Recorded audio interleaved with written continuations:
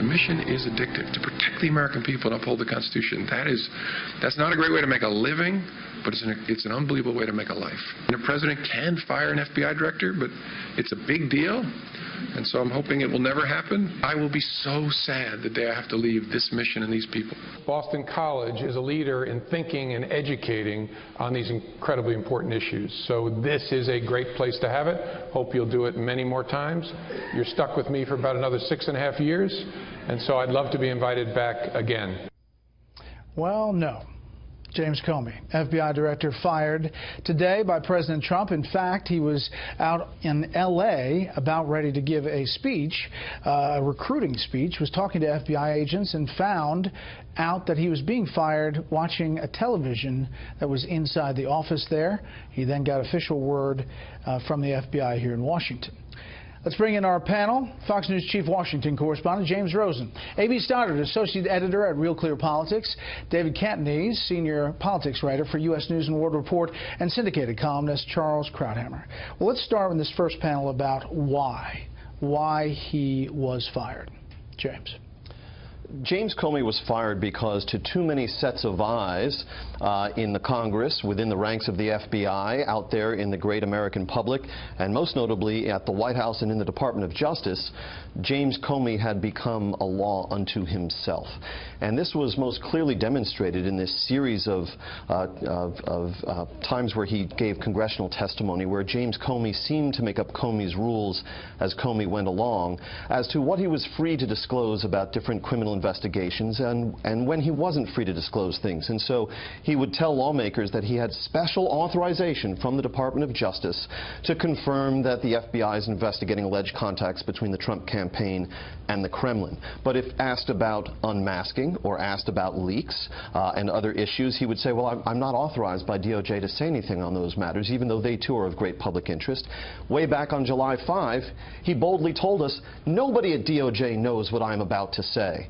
And then he launched that extraordinary moment where he sought to impeach Hillary Clinton rather than proceed with an indictment of her. So, A.B., the administration points to the new Deputy Attorney General, Rod Rosenstein, and a memo that is attached to the letter that President Trump put out, saying, I cannot defend the director's handling of the conclusion of the investigation of Secretary Clinton's emails, and I do not understand his refusal to accept the nearly universal judgment that he was mistaken. As a result, the FBI is unlikely to regain public and congressional trust until it has a director who understands the gravity of the mistakes and pledges never to repeat them. Having refused to admit his errors, the director cannot be expected to implement the necessary corrective actions. That's a direct response to his testimony recently on Capitol Hill, in which he said he felt nauseous about what happened, but he wouldn't change what he did.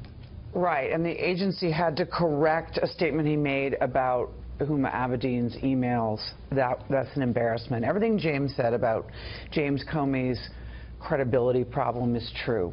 And I think in the days to come, the why is going to be blurred if there is reaction from within the FBI, if we learn that actually inside the Trump White House this did come from Trump and not from President Trump himself, and not actually a recommendation made on this basis by the Deputy Attorney General. In other words, if it was top down, not bottom up. That's exactly. If they were all and lying, there are indications that this might have come from Trump. We're gonna have to wait and see what happens. There's a lot we don't know tonight, but it's the timing, obviously, that's more in question tonight than the why. Obviously, Democrats putting out all kinds of statements. Chuck Schumer saying all senators need to be seated at the U.S. Senate for something tomorrow morning. Yes, Democrats are pretty much united. They want a special prosecutor. I think they're going to bang the drum on this for weeks, if not months. Republican statements are a little more interesting. You don't have anyone out there really defending Comey. What you do have is questions about the timing. Senator Richard Burr, head of the Intelligence Committee, he has questions. Senator Jeff Flake has questions. Senator Ben Sasse. So you're getting these Republican statements tonight saying, we don't understand why he did it now. If President Trump really had a problem with the director of the FBI, why didn't he get rid of him on day one or week one in office? And I think this goes to your point. Was it Rosenstein that really believed this, or was it Trump? And remember, Trump was praising Comey on the campaign trail. 8 days before the election, he said Comey had real guts in re-invoking the Hillary Clinton email scandal. That'll be interesting to see if Trump can explain this now and give a different answer. Yeah, President Trump now, then candidate Trump. Take a listen. Is it too late now to ask him to step down? No, it's not too late, but, you know, I have confidence in him. We'll see what happens. You know, it's going to be interesting. Well, that's why I'm asking, why is he still in the job? Well, because I want to give everybody a good, fair chance.